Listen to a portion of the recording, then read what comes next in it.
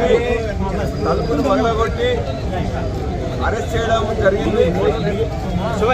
Arrest చేసిన సందర్భంగా మా యొక్క సీనియర్ నాయకులు గారు పోతుంటే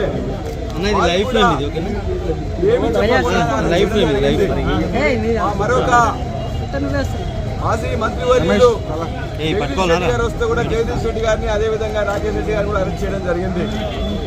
ఇవాళ ఏనాడు కూడా తెలంగాణ ఉద్యమ సమయంలో కూడా జరగలేదు. ఇవాళ అరెస్ట్ చేస్తే ఎందుకు అరెస్ట్ చేసినారు అని చెప్పేసి కూడా ఇప్పటి వరకు కౌశిక్ రెడ్డి గారి భార్య కానీ వారి మీద ఏ కేసులు పెట్టిందనేది ఇప్పటి వరకు కేసుల వివరాలను తెలియజేయలేదు. అదేవిధంగా బంజారా హిల్స్ పోలీస్ స్టేషన్కి పోయినట్లయితే మా యొక్క అడ్వకేట్స్ కూడా వాళ్ళు అనుమతి ఇవ్వట్లేదు, లోపలికి రానివ్వట్లేదు.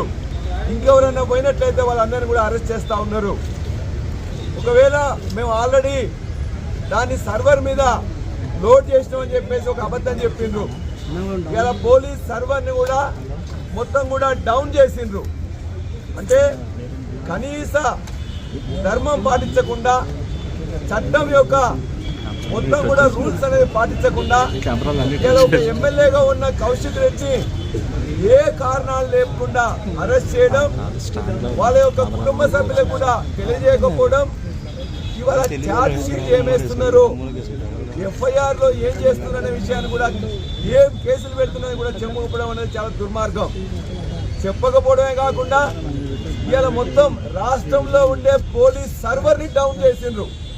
అంటే ఈ విధంగా తెలంగాణ ఉద్యమం జరిగిన 14 సంవత్సరాల్లో కూడా ఏనాడు కూడా వలసవాదులు వాళ్ళు కూడా చేయలేదు.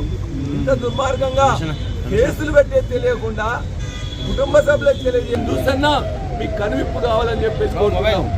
సర్వర్ డౌన్ చేయడం సిగ్గుచేటు, ఎప్పుడు ఎవరు చేయలేదు.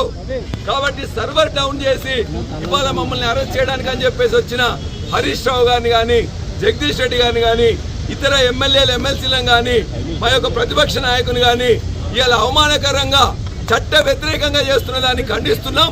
ఖచ్చితంగా దీనికి ప్రజల దగ్గర నుంచి సమాధానం దొరుకుతుంది. పోలీసులందరూ కూడా చట్ట ప్రకారం చేయాలని చెప్పేసి మేము డిమాండ్ చేస్తూ ఉన్నాం.